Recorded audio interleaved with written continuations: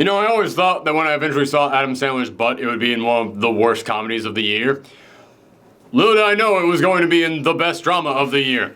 Hey everyone, it's me, Aaron. I'm Michelle. And this is our post-Geekout reaction for Uncut Gems. And I saw this one, you did not. No. So I'm not going to go into spoiler talk on this one. Because I like this one so much that in case you ever do see this thing, I'm not going to take anything away from you. So everybody out there who's like, well, okay, I'll make sure to tune out when they get to the spoiler stuff. We're not doing that on this one. It's really good. And honestly, I needed to see this one. I really did, because we're getting towards the end of the year and I've started mapping out my best of the year list. And we have yet to do the quest for the best, where I go back and look at the most critically acclaimed films of the year. However, normally, even before we do the quest for the best, I've already got a list of 10 films for my 10 best of the year. I had like 5 before seeing this one. And my number 5 wouldn't even have made the list last year. So, yeah, it's not been my favorite year for movies. Yeah, it's not been a very good year for movies. So I needed this one. I needed this one to come along and just go, here's a really good one that you can put in there. Yeah, just enjoy that. This film is amazing. This is actually by, I can't remember the name of the directors who did this. It's a pair of brothers, but they did Good Time, which was a film that we reviewed last year for the Quest for the Best, which you liked a little bit more than I did, but we both ended up enjoying it. I saw the stuff that people liked in there, but everybody was saying, oh, this film is absolutely amazing. I just thought it was pretty darn good, but I could see why people would think it was amazing. I think this movie is amazing. I love this film. This film is all about Adam Sandler, who plays he runs a jewelry store in the Diamond District. And he has a massive gambling problem. He is a huge gambling addict. And let me just say, if you know anybody out there who has a gambling problem, show them this film. Make them watch this, because this will turn anybody off of gambling forever. Because when this film starts off, he's not in debt. He has money, but he just doesn't pay. Because he's always like, no, I can make the money back. He's one of those guys that he could pay up. He could, sell some stuff off. He would be just fine. He's got this respectable business. If he just stopped gambling, he could get his life in order, pay off all his debts. He would be fine. He doesn't want to pay off his debts. He wants to go double or nothing. He wants to be able to go in there and win back what he just lost. And it has screwed him over so many times. Like, his bookie won't even talk to him anymore. And he's been taking out loans from people in order to make these bets. And it's getting to that point where, no, you owe too much. When this thing begins, he's already got guys coming over looking to kick his ass to get their money back. And these guys, they play like a continuous role throughout this film where they just keep appearing. They just keep appearing, asking where the money is. And they show up at some of the worst times in here. Like moments that just make you cringe, going, oh no, oh, not now, not in this moment. There was a moment in which he was at one of his child's play recitals. And he turns around and they're just sitting like 2 rows behind him. And it is one of the most uncomfortable moments of any film. So he has a kid? He's got 3 kids. Oh. Which, this is something about this film. They don't introduce you to anything about his life. When something about his life comes up, you're just there. You're just in it. And in any other film, that would be a negative. In any other film, I would point at that and go, well, you didn't do a good job of introducing us to this stuff. In this film, it's a strength, because this entire film feels like chaos, but it's supposed to. So when they just are at a play recital, or when he just goes into his kid's room, and up until this moment, you'll be like, yeah, of course he doesn't have kids. He's way too irresponsible. He absolutely would not have kids. Oh my God, he's got multiple kids. Like, does he still have his wife with him? Yes, okay. But they are definitely on the outs. I kind of had that feeling because of his gambling addiction. Because the gambling problem. You want to know what a sleazeball this guy is? They have a house out in Long Island where the family lives. He also has an apartment in Manhattan where his mistress lives. Oh. Oh yeah, and he works with his mistress. She works at the diamond store. Which they have great chemistry. Everybody in here has amazing chemistry with each other. Everybody in here feels absolutely real. That's something I gotta come in here and talk about right now. A lot of people are going to go, yeah, Adam Sandler in a drama. I'm not going to be able to look at Adam Sandler in a drama and actually buy that. I was thinking that for the first 10 minutes of this film. About 10 minutes in, Adam Sandler disappears. and this character is left there. I saw this a week ago, by the way, so I don't remember people's names. Plus, she's the one who always remembers characters' names. So I apologize if I'm just going to keep calling them by their actor names.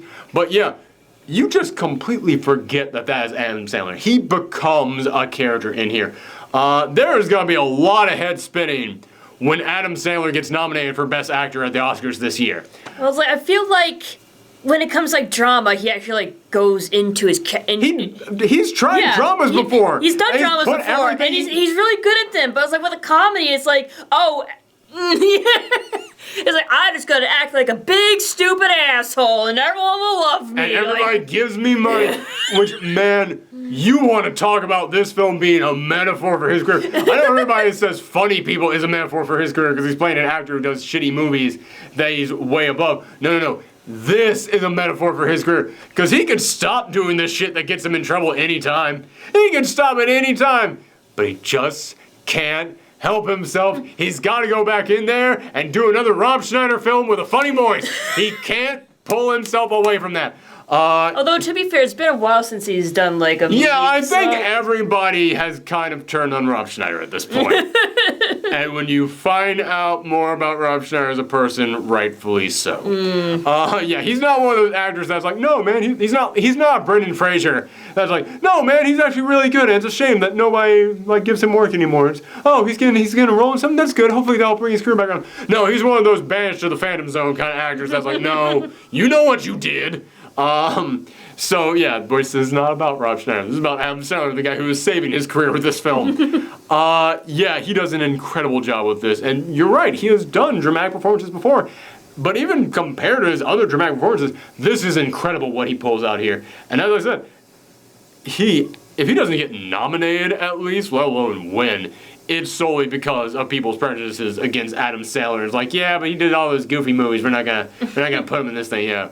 But if he gets nominated, people's heads are gonna spin. Not as much as they're going to spin if Kevin Garnett gets nominated for Best Supporting Actor, though, because everybody can act in this thing. What this film was about is that yes, he has a gambling problem, but he saw this documentary about these people who are mining gems over in Africa. And he gets fascinated by it, and he gets an idea. So he reaches out, and he plays this special aura through a person, like one of those connection through a connection through a connection. Yeah. And he gets this black opal, this special gem that it's still embedded in rock. He gets a chunk of rock with these black gems just hanging off of it. It looks like something that fell from space. And he's going, okay, this is my ticket. This thing, you know how much an opal is worth? And how many are in here? I'm gonna have this thing auctioned off. It is $1 million easy. $1 million easy on this thing. But then Kevin Garnett comes into his not office, his place of business, his jewelry shop. And Adam Sandler, he's got this guy who's played by Lakeith Stanfield, who, by the way, Lakeith Stanfield is the opposite of a canary in a coal mine to me. If he pops up in something, I know it's gonna be good. Because he was in this, he was in Knives Out, he was in what was that thing last year? Sorry to Bother You, and year before that, he was in Get Out. So in the past 3 years, he's been in 4 of my favorite movies of the past 3 years. He's been in 3 films, he's been in 2 films that I give a perfect 10 to. 1 film I gave a 9.5 to, and this film that I won't spoil my score on until we get to it, but it's up there. So yeah, it's not so much that he's a good actor, he is, but he's just got a really good agent who gets him the right movies. Lakeith Stanfield is this guy who his entire job is basically he brings influencers around to his store. Mm-hmm. So they buy up his jewelry and then they wear it and then it's oh, where'd you get that from? And then it's good advertising for him. And he brings Kevin Garnett over. Famous NBA All-Star Kevin Garnett. Comes in there, and it's not an actor playing Kevin Garnett, it's Kevin Garnett. And as I said, everyone can act in here. And Kevin Garnett, yeah, it's not like he's as good as everyone else in here, but he's actually good. He has that moment where he had to remember lines, and he had to deliver them in a specific way. And I looked at it and went, oh my God, he's remembering those lines and delivering them in the exact way they should be delivered. He's acting. I just described the definition of acting. So he brings him around, and man, Adam Sandler's character, he's one of those guys, he has to be a big shot. All he has to do is just sell Kevin Garnett some jewelry. But no, he's got to brag. So he takes this big black opal that he just got from Africa and starts showing it off to him. And Kevin Garnett's like, I got big game coming up. And I can feel it. I can feel the cosmos in this thing. I need this by my side to give me the strength that I need in order to go out there and win. And Adam Sandler's like, I got this thing lined up for an auction. This thing is going to take care of me and my family forever. It's going to be more money than I could possibly imagine. I need this thing for that auction. Come on, man, I'll have it back in time for the auction. You know I'll have it back in time for the auction. You're already laughing because you know what's going to happen. So Adam Sandler agrees, and Kevin Garnett goes, all right, here is my championship ring as collateral. I take the opal, you take my championship ring. And I was wondering whether or not I should spoil this, but it happened so quickly afterwards. I'm looking at this going, okay, either Kevin Garnett loses the opal or you lose the championship ring. What's going to happen?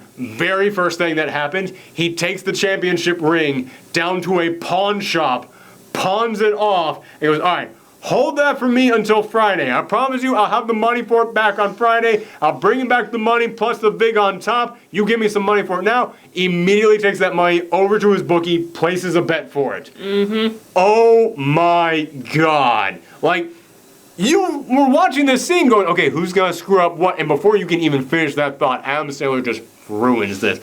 Like I said, I was thinking to myself, should I talk about that? Because it is kind of a spoiler because you don't know who's going to screw what up in this thing. It happens so fast that it just speaks to what a complete shithead this guy is.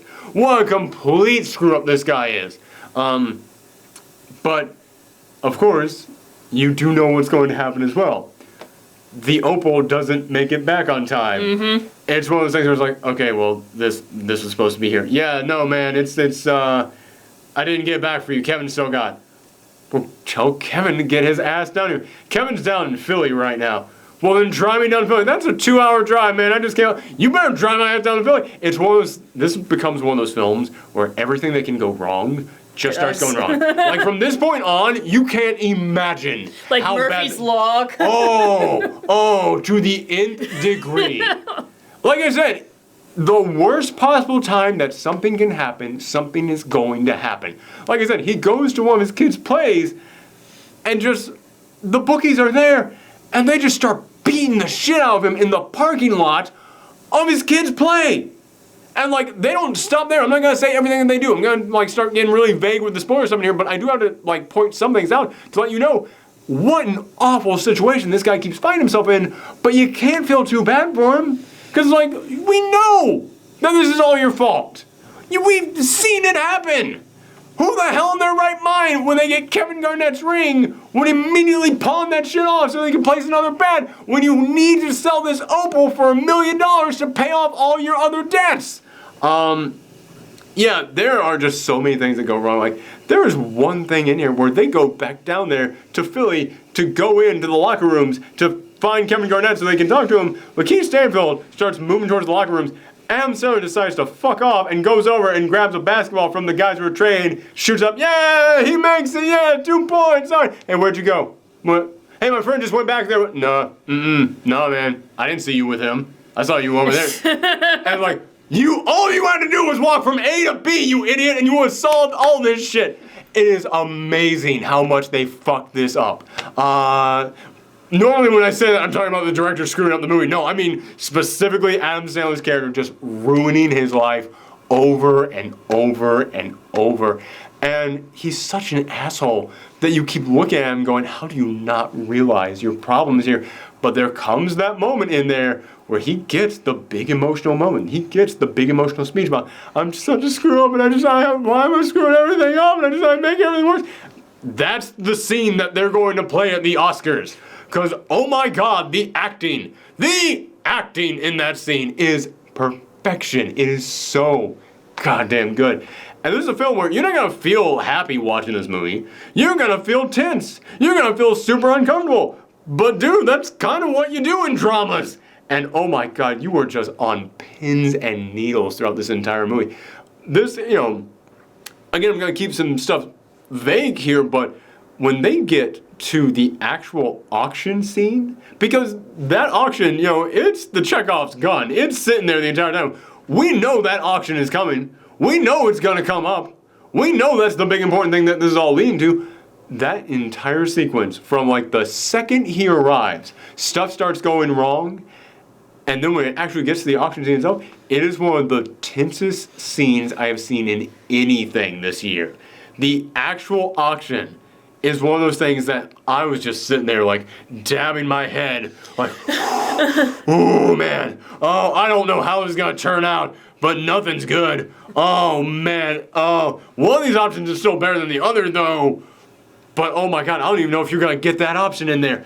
Yeah, this is one of those things where it really just twists you and turns you, and I was just sitting there the whole time like, oh god, oh, like maybe it's a good thing I didn't see it, because movies with like that make me always very uncomfortable. Oh yeah, anxiety would have kicked in hard on this film. Yeah, this is a film, man, this made me more uncomfortable than some of the horror films I have seen this year. This film is amazing with how it can just not even like give you hope, but just continuously teach you that there's no bottom to this situation. And there does come a moment towards the end in which there is hope, in which things do look better for this character. And I didn't get happy.